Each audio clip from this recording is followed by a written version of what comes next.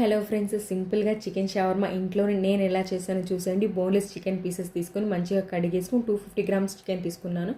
ఉప్పు, పసుపు, కారం, అల్లం వెల్లుల్లి పేస్ట్, పెరుగు, అలాగే కొంచెం చికెన్ మసాలా, గరం మసాలా వేసుకొని ఒక హాఫ్ అన్ అవర్ మ్యారినేట్ చేసి పెట్టుకుని మంచి జ్యూసీగా ఉడుకుతుంది.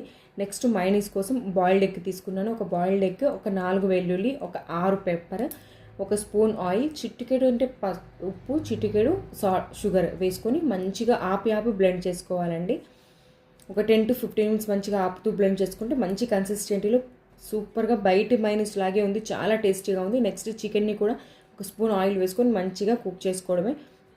నెక్స్ట్ నేను ఇక్కడ ఎలాంటి మైదా పిండి యూజ్ చేయాలి, మన నార్మల్ చపాతీ పిండి యూజ్ చేసుకొని మైనస్ స్ప్రెడ్ చేసుకొని చికెన్ పెట్టుకొని రోల్ చేసుకొని తింటే అదిరిపోయిందండి. సేమ్ బయట ఎలా ఉందో అలాగే ఉంది, చాలా బాగుంది, అలాగే హెల్దీ కూడా. అలాగే నా వీడియో ఇంతవరకు చూసిన వాళ్ళు ప్లీజ్ ఒక లైక్ చేసేయండి, షేర్ చేయండి, సబ్స్క్రైబ్ చేసుకోండి, నాకు సపోర్ట్ చేయండి. Thank you for watching. Please